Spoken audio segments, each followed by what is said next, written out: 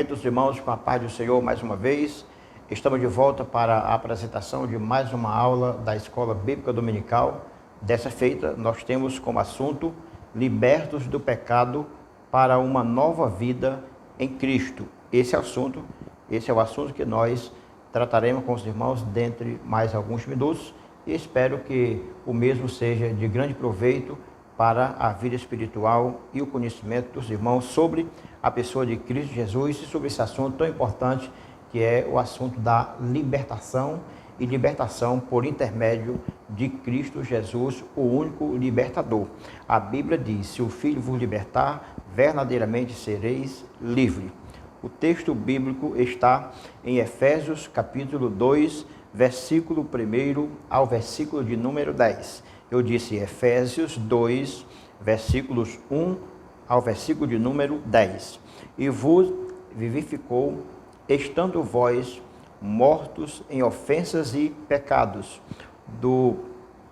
em outro tempo, andaste segundo o curso deste mundo, segundo o príncipe das potestades do Espírito que agora opera nos filhos da desobediência, entre os quais todos nós também andávamos nos desejos da nossa carne, fazendo a vontade da carne e dos pensamentos, e éramos por natureza filhos da ira, como os outros também.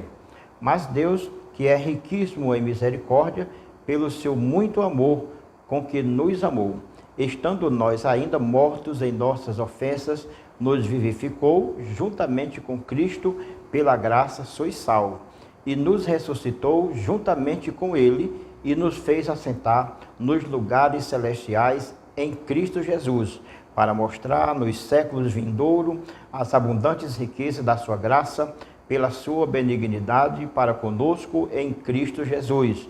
Porque pela graça sois salvos, por meio da fé. Isso não vem de vós, é dom de Deus. Não vem das obras, para que ninguém se glorie. Porque somos feitura sua, criados em Cristo Jesus, para boas obras, as quais Deus preparou para que andássemos nela.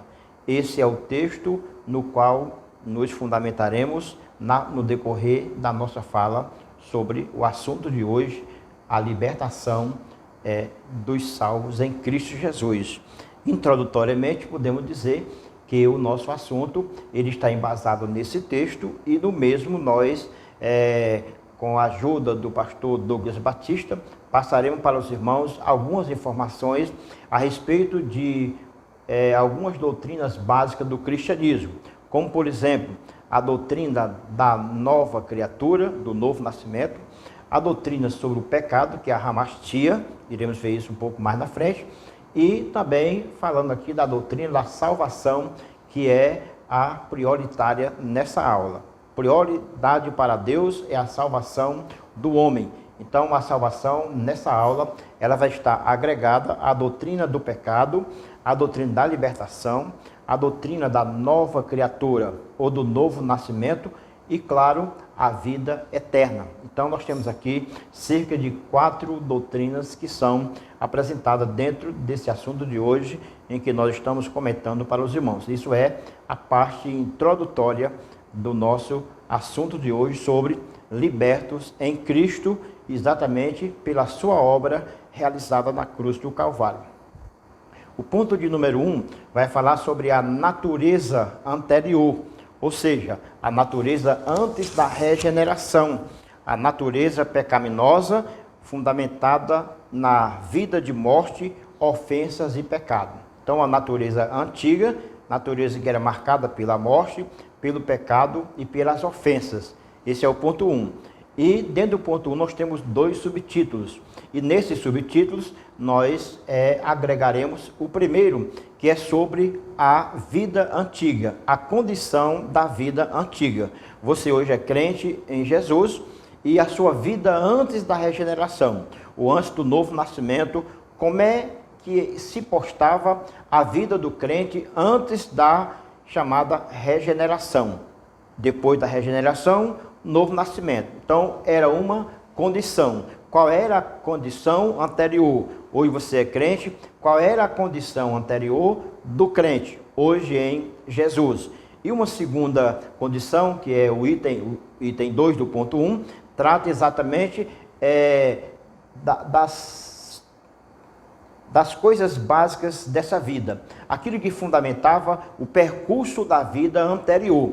A vida anterior do crente, ela era caracterizada, meus irmãos, por algumas coisas nada agradáveis. Por exemplo, no item 1, quando trata da condição anterior do crente, é importante nós meditarmos sobre isso, porque a vida anterior do crente, ela era fundamentada e caracterizada por alguma coisa. Primeiro, a vida do crente, ela era caótica.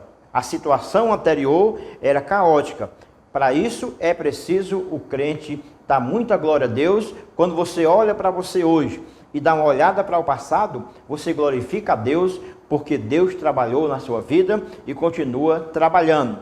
Então, o item 1 fala a condição anterior do crente. Qual era a condição anterior do crente em Jesus hoje? A condição do crente era caótica, marcada por 3 coisas que não eram boas. Primeira, uma vida de escravidão. Segunda, uma vida condenada à perdição. Terceiro, uma vida ameaçada, exatamente a vida eterna sem Deus. Então percebam 3 coisas gravíssimas. Uma vida escrava em 3 aspectos, uma vida que era condenada à perdição e uma vida sem o direito de vida eterna com Deus. Então, a situação anterior do crente, ela era gravíssima. Isso nos leva a glorificarmos, a exaltarmos o nome do Senhor pelo que somos hoje, não pelos nossos méritos, mas exatamente pela graça e pela misericórdia do Deus Todo-Poderoso. Meus irmãos, é interessante que no item 1 nós encontramos 2 palavras gregas muito interessantes. A primeira palavra é exatamente a palavra que nos soa muito bem no nosso ouvido, que é a palavra parapitoma. A palavra parapitoma, ela gera uma expressão muito interessante.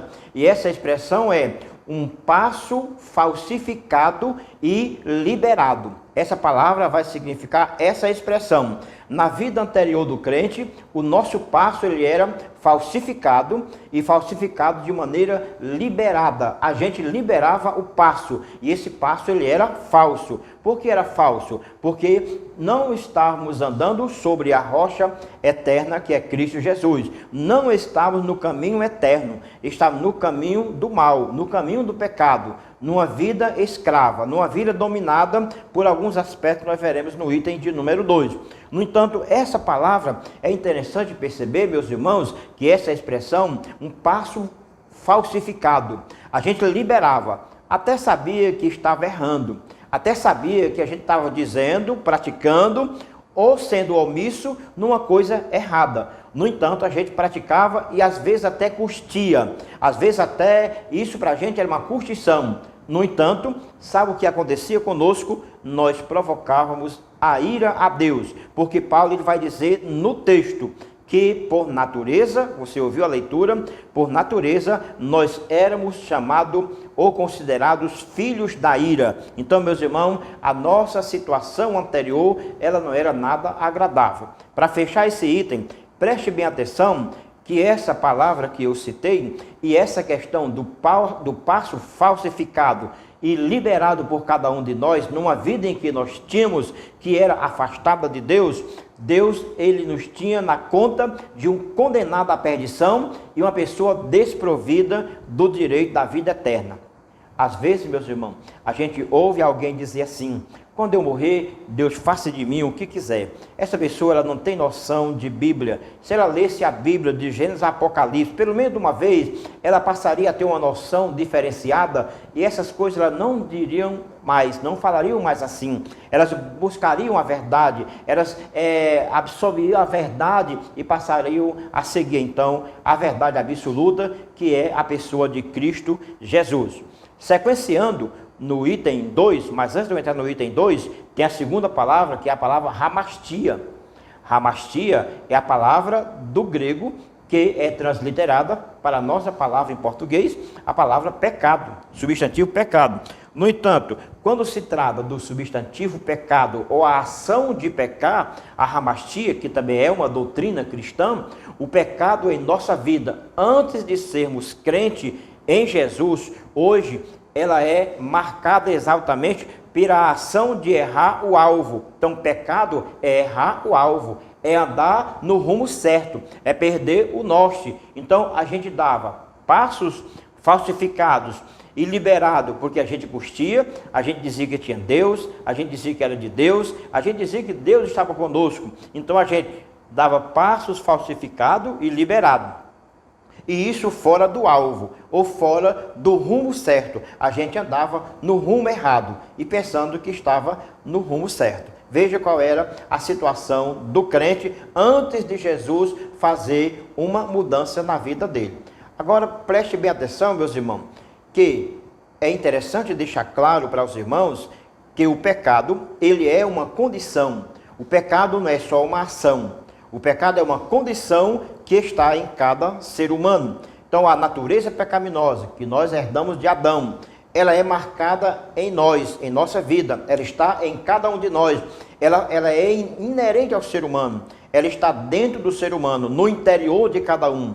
Por isso, para onde o homem vai, ou onde ele está, como ele estiver, não estando com Deus, ele está marcado por essa condição. Então, o pecado é uma ação fora do alvo, ou fora da vontade de Deus, ou da direção de Deus, ou que agrade a Deus. E o pior ainda, isso é uma condição. O homem acorda, o homem dorme, o homem levanta, o homem vive uma vida eterna, e essa vida eterna no sentido de intenção de anos, ou de longevidade, e nessa longevidade ele tem uma vida marcada pela condição de pecar contra Deus de maneira deliberada. Veja o quanto Deus é bom.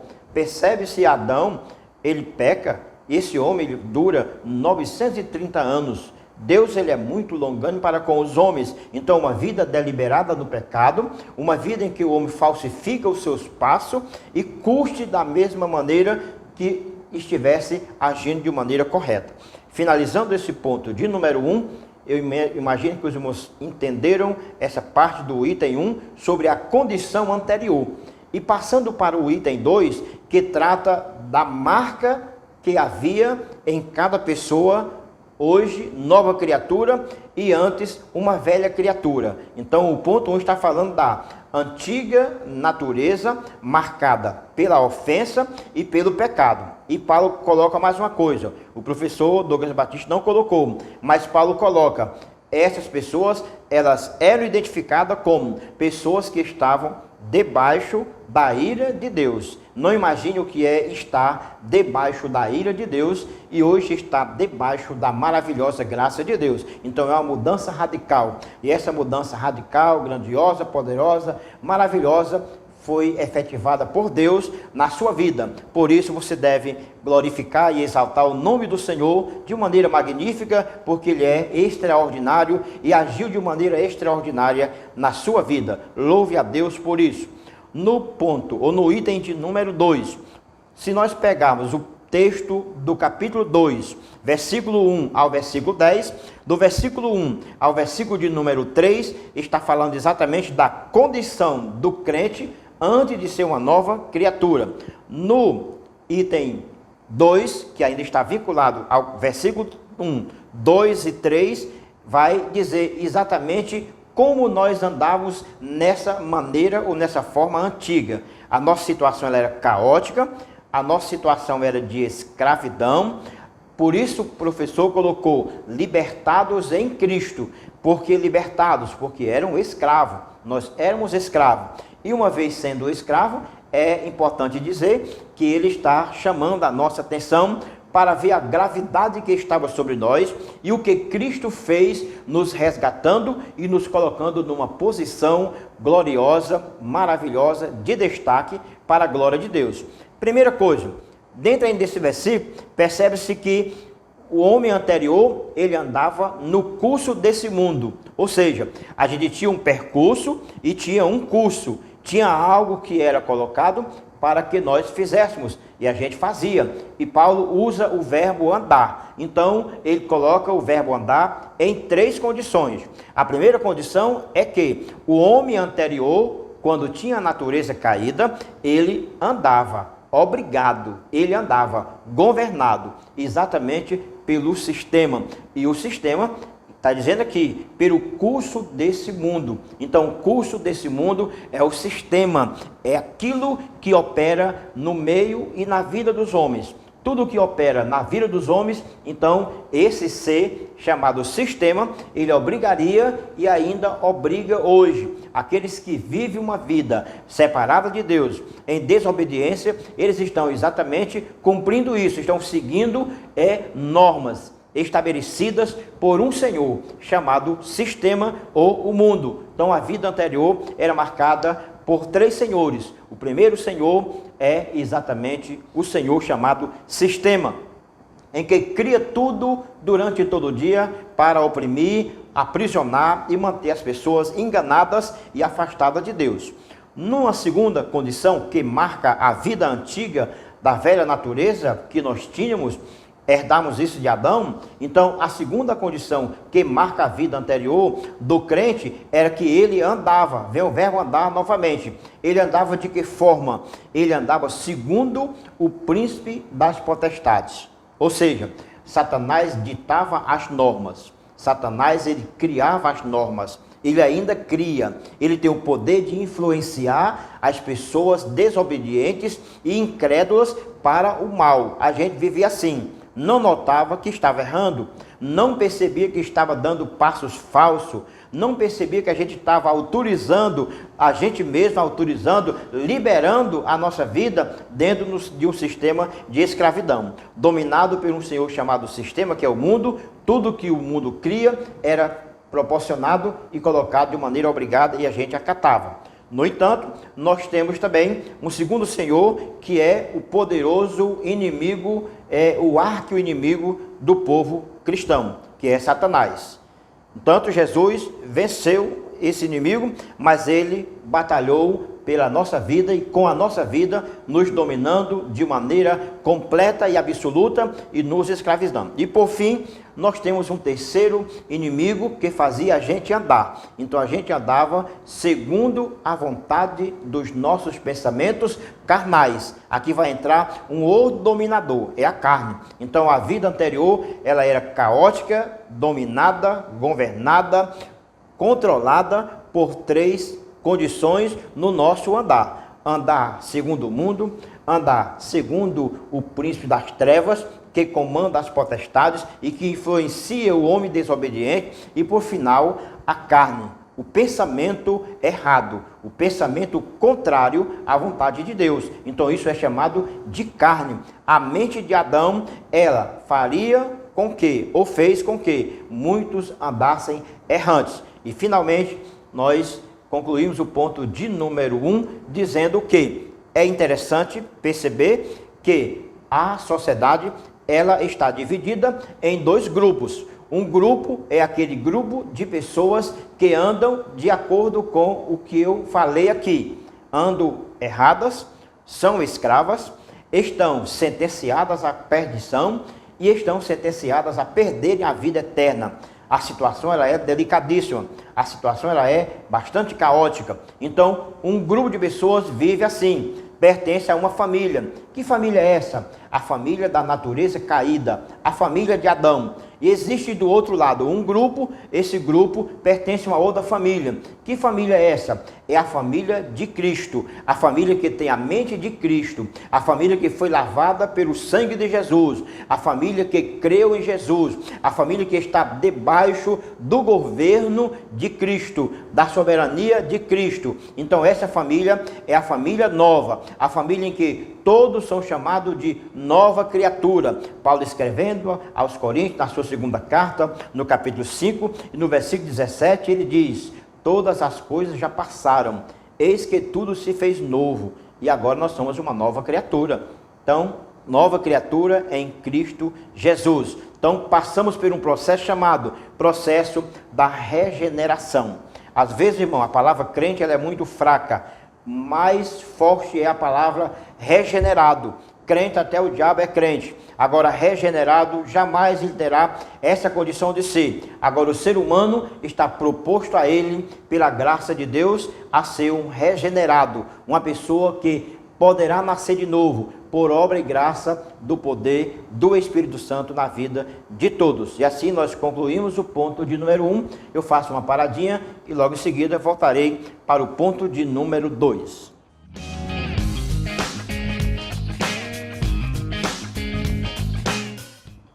Estamos de volta com o ponto de número 2 da nossa aula.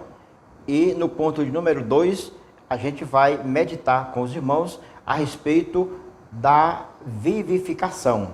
No ponto 1, a gente falou que todos estavam mortos e em ofensas, e debaixo da ira. Então, precisou que Deus alcançasse a todos. E Deus alcançou pela sua graça e pela sua misericórdia. Esse é o item de número 1. Ele alcançou pela graça e pela sua misericórdia, pelo seu amor. Então foram alcançados homens e mulheres, milhões de homens e mulheres foram alcançados numa vida de escravidão, numa vida desprovida da vida eterna, desprovida do perdão de Deus, sem ter nenhuma liberdade com Deus. No entanto, Deus resolve regenerar essas pessoas. Deus resolve mudar essas pessoas. E esse ato de mudar, tornar da vida, porque vivificar é para quem está morto. E a gente estava morto. E Deus, que tem o poder de dar vida, Ele deu vida a quem estava morto. Então a gente teve a graça, a misericórdia de Deus de receber vida, e aquilo que era ofensa, aquilo que era ira, que era provocação a Deus, Deus, pela sua misericórdia, Ele absolve a todos. Motivo do crente dar glória a Deus todo instante, irmão. A nossa vida, como disse Paulo, por tudo dai graça a Deus. Nós temos que dar graças a Deus por tudo, principalmente pela salvação, por Deus ter nos alcançado, tirado de uma vida que a gente vivia que não era agradável, para uma vida agradável a Deus. Então, o item de número 1 está falando a respeito de ser alcançado, de ser tirado, resgatado. E esse resgate aconteceu exatamente por duas coisas: por graça e misericórdia. A palavra graça, no item 1, ela é traduzida para português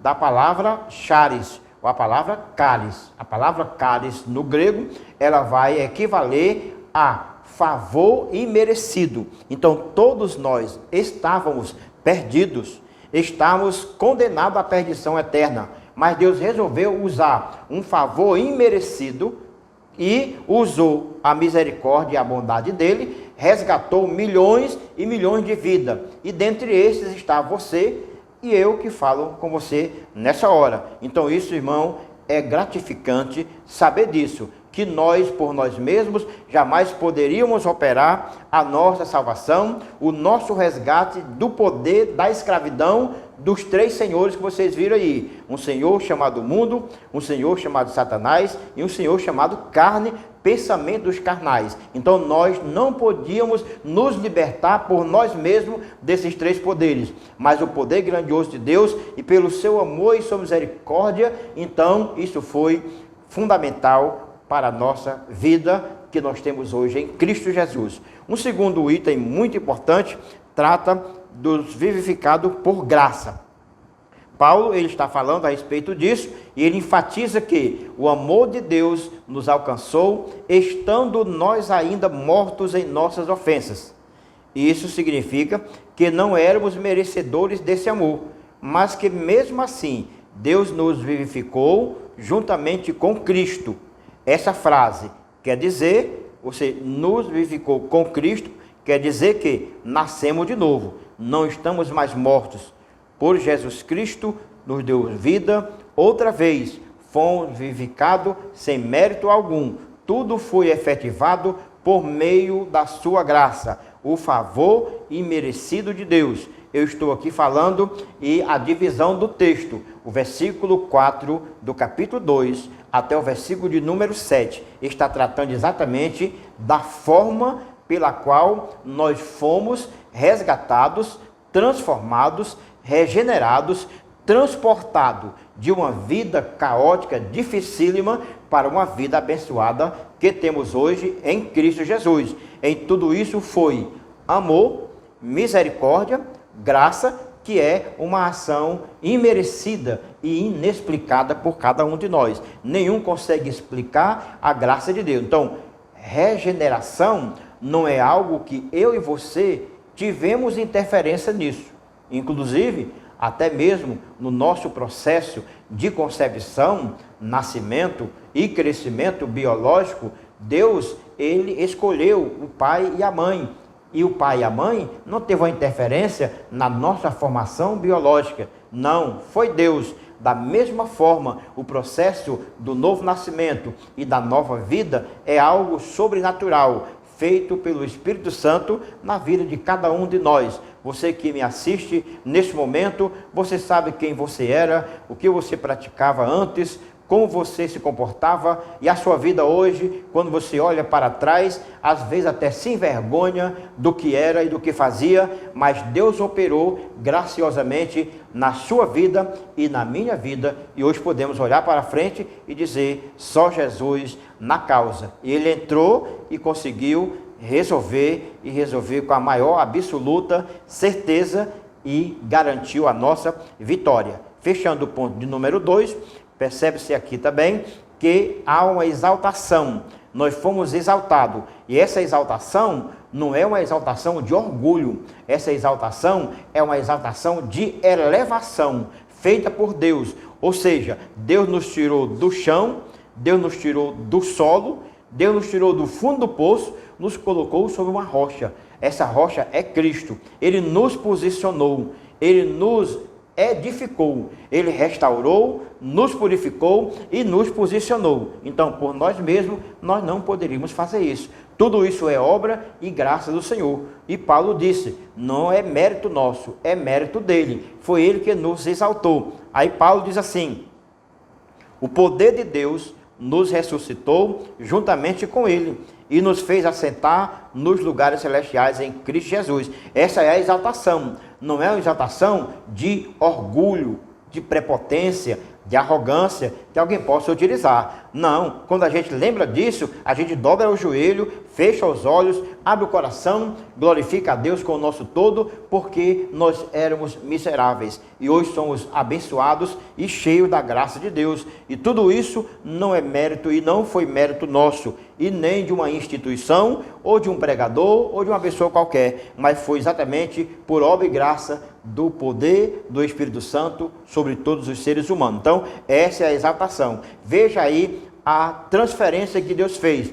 Tirar do chão, posicionar nas regiões celestiais com todas as bênçãos espirituais que nós não podíamos alcançar e nem pensava nisso. A gente até dizia, Deus faça de mim o que quiser, Deus tome minha frente, Deus me acompanhe, Deus vá comigo. São expressões boas, valiosas, mas não basta essas expressões. É preciso olhar para o Pai Nosso e dizer, Pai Nosso que está no céu, venha a nós o teu reino. Então, ao vir o reino do Senhor sobre nós, é instalar-se do céu aqui embaixo, naquele que crê no reino que vem de lá, para que esse reino instalado aqui em nosso coração vá gerar uma nova criatura, vai gerar um novo homem, uma nova mulher, um novo jovem, uma nova jovem, posicionado em Deus, onde? No lugar exaltado. Então Deus lhe colocou no lugar exaltado. Você é um exaltado. Exaltado quer dizer abençoado,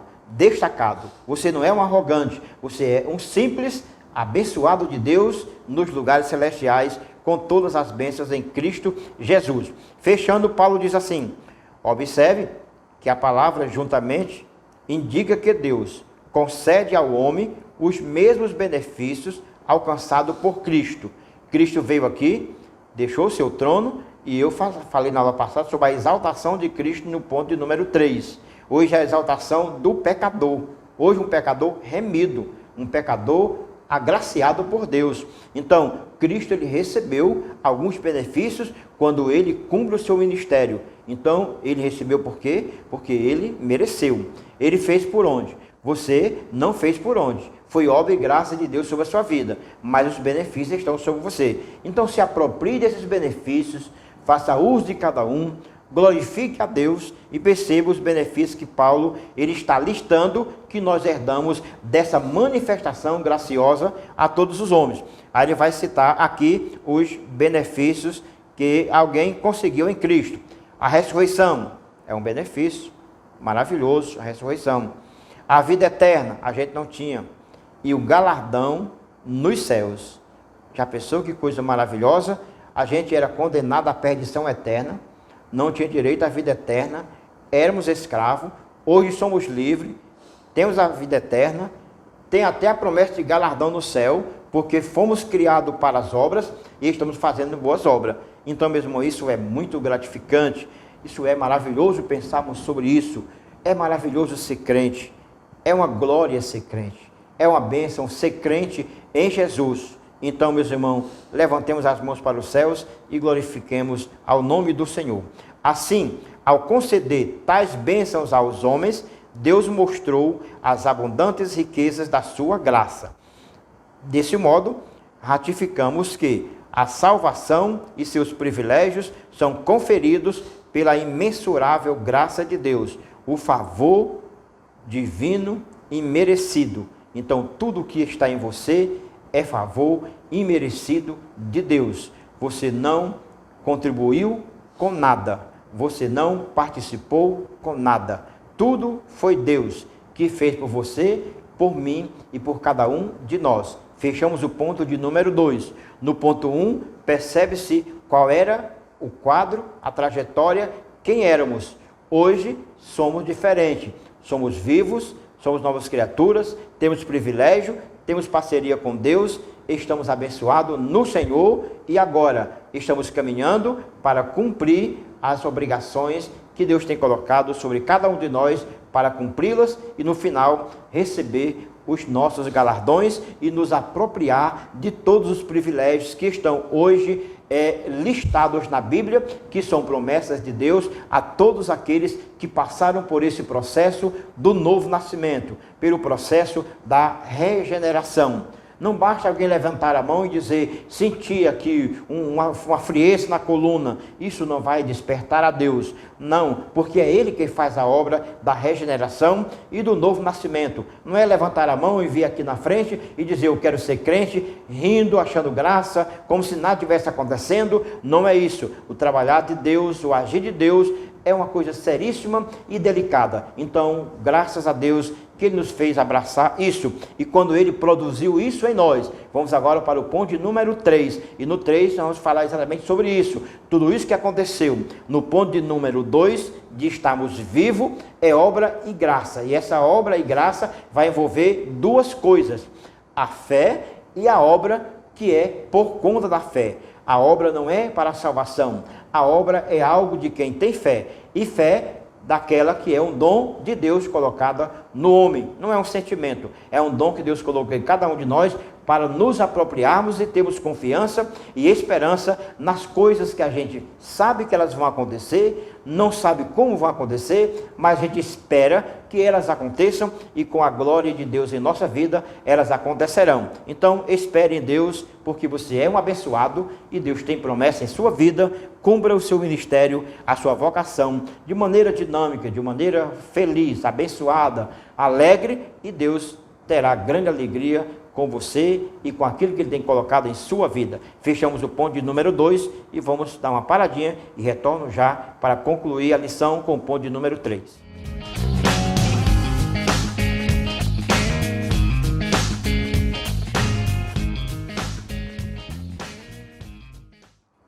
Estamos de volta para concluirmos a lição de hoje, por sinal, um assunto muito importante a todos nós. Trata sobre doutrinas básicas do cristianismo, como falei na introdução, a doutrina da salvação, a doutrina do pecado, a doutrina do perdão, a doutrina do novo nascimento, que são apresentadas nessa lição de hoje com muita propriedade pelo nosso comentarista, pastor Douglas Batista, que com muita categoria tem passado para todos nós esses comentários importantes sobre o assunto, sobre a libertação da igreja, sobre a salvação da igreja na pessoa de Cristo Jesus. O ponto de número 3, para nós terminarmos, irmãos, ele vai tratar a respeito da obra da salvação. Nós vimos o ponto 1 falando sobre o estado pecaminoso que a gente vivia. O ponto de número 2 falando do processo de vivificação ou regeneração desse estado, sendo transferido e passado para uma nova vida em Cristo Jesus.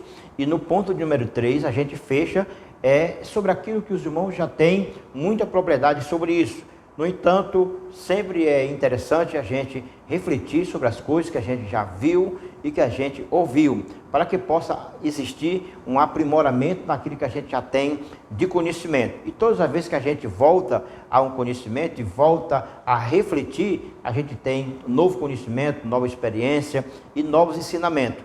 No entanto, é interessante perceber que a salvação, ela é demonstrada como uma iniciativa para tornar possível a salvação que veio da parte de Deus.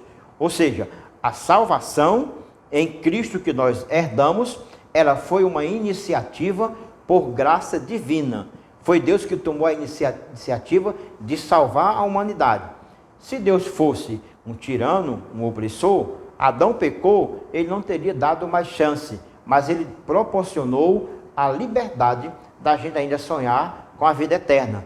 E ele nos concedeu um caminho. E esse caminho foi Cristo Jesus. Então, a salvação, ela é exatamente a libertação da morte, da escravidão do pecado, da ira vindoura, ao mesmo tempo permite ao salvo desfrutar de todas as bênçãos descritas em Efésios capítulo 2, do versículo 1 ao versículo de número 7. Lembro lá no ponto 2, quando a gente frisou e listou os privilégios da vida nova em Cristo, começando com a ressurreição, com a vida eterna e falando sobre a promessa de galardões para aqueles que estão praticando boas obras. Então, isso é interessante a gente pensar sobre esse assunto, obras. E no ponto de número 3, está tratando que salvação é uma iniciativa de Deus, uma iniciativa divina. É graça de Deus, não é mérito humano. A salvação não é coisa de obra, não é coisa que alguém faça para ser salvo, que alguém vá fazer para ser salvo. O crente não pode estar se martirizando, jejuando, morrendo de fazer uma coisa para herdar a salvação. Tudo que o crente faz, ele faz porque já é liberto, ele faz porque ele já é salvo. Ele faz porque ele já tem a garantia da vida eterna. Ele não está fazendo para ser salvo. Ele está fazendo para poder ganhar galardões lá no céu. Mas se não houver tempo, digamos que o arrebatamento fosse agora, e uma pessoa creu há 2 minutos atrás, não deu tempo ele ser discipulado, não deu tempo de ser batizado em águas, não deu tempo de se batizar com o Espírito Santo, não deu tempo de fazer um curso de teologia, não deu tempo nada, e ele foi arrebatado. Vai chegar no céu e vai ganhar galardão? Não que ele não realizou obras, não, foi rápido, foi uma chamada rápida, mas aquele que tem 30 anos na igreja, 10 anos na igreja, então são pessoas que já têm feitos, realizações, e essas realizações é para atender o chamado que Deus deu a cada um dentro daquilo que nós falamos em aulas anteriores. A gente foi vocacionado, a gente foi colocado para fazer determinadas coisas dentro de um ministério, dentro de uma chamada de Deus. Então, nessa chamada, a gente faz e vai ganhar galardão, não para ser salvo, mas porque já é salvo. A gente faz para agradecer o que Deus fez e a gente honra o que Deus coloca em nossas mãos. Isso é muito gratificante. Glória seja dada ao nome do Senhor Jesus. A salvação é o livramento do poder da maldição do pecado e da morte, e a restituição do homem à comunhão com Deus, uma bênção concedida a todos que recebem Cristo como Salvador. Então perceba que a salvação é um ato de resgate divino da parte de Deus sobre o homem pecador, trazendo-o para si. E quando isso acontece, o homem agora, ele vai ficar frente a frente com Deus e ele vai receber um dom maravilhoso, que é o dom da fé. Então, salvação é por graça. Agora, as obras vai ser exatamente algo conduzido a partir da fé. No entanto, meus irmãos, sobre a questão das obras, é interessante observar, a fé deve ser considerada como a aceitação da obra realizada por Cristo em nosso favor. Ela é a resposta à graça de Deus, através da qual recebemos a salvação. Os crentes têm fé. Essa fé é um dom, para que ele seja alimentado através desse dom, que a salvação que está nele, que a libertação que foi garantida nele ou nela, isso não foi algo que ela fez, ou que a mãe ou o pai fez, porque a salvação é para cada um, é algo individual e pessoal, mas foi algo de Deus, e pela fé nós cremos assim. Então a gente não vai falar, testemunhar que é crente e é salvo porque fez uma obra. A gente não vai falar que está fazendo uma obra para ser salvo, um trabalho para ser salvo. Tudo que a gente faz pela fé, para agradecer a Deus por já ser um salvo. Isso é obra de Deus e não obra do homem. Para nós fecharmos, Paulo diz, a salvação é uma realização divina. Agora somos feitura sua, criados em Cristo, para as boas obras. Uma transformação ocorreu. Paulo está dizendo, ocorreu. Agora, em Cristo somos uma nova criatura, e as coisas velhas já passaram. Por isso, se antes o apóstolo usou a metáfora do andar numa perspectiva negativa, outrora andávamos fazendo obras más. Essa é uma perspectiva negativa. Paulo diz, outrora, mas agora vivemos um presente abençoado e com a perspectiva de um futuro abençoado em Cristo. Então temos que ter fé nisso e para isso. Conclui o apóstolo dizendo, por isso antes as obras eram más, agora por meio de uma perspectiva positiva somos instados a andar fazendo boas obras, não como meio salvo, mas como a evidência da salvação. Então, o crente, ele não está num dilema, ou não está prevaricando entre uma coisa e outra. Ele é salvo. Ele está fazendo tudo para Deus por fé. E está fazendo para Deus para ter galardão de salvo, porque foi chamado para ter boas obras. Então, pensemos nisso, glorifiquemos a Deus pela libertação otorgado sobre a nossa vida, através da graça divina, do poder de Deus, do Espírito Santo, que é o realizador dessa magnífica obra da salvação. E assim concluímos mais uma lição, falando sobre os libertos em Cristo Jesus. Louve a Deus por ser um liberto em Cristo Jesus. Exerça seu ministério, pratique as boas obras e terá no céu grande galardão para a glória de Deus. Espero ter alcançado a todos com essa palavra e sejam todos mais e mais abençoados em Cristo Jesus. Se esforce naquilo que você está fazendo ou naquilo que está acontecendo com você. Olhe para cima e veja que você está posicionado e exaltado pelo nome de Jesus. Deus lhe colocou em cima e não embaixo. Deus lhe tirou de baixo e colocou numa posição elevada. Então se aproprie dessa perspectiva, louve a Deus, glorifique o nome do Senhor, porque Ele é maravilhoso. Mais uma vez agradeço ao pastor Sérgio, pastor presidente, pela iniciativa de levar aos irmãos mais um assunto da Escola Bíblica Dominical. Agradecemos aqui ao irmão Wagner também, por nos proporcionar a condição de levar até os irmãos essa palavra agradabilíssima, que é a palavra de Deus. E a Bíblia diz, fortalecei-vos no Senhor e na força que há no seu poder. Assim concluo mais um assunto da Escola Bíblica Dominical.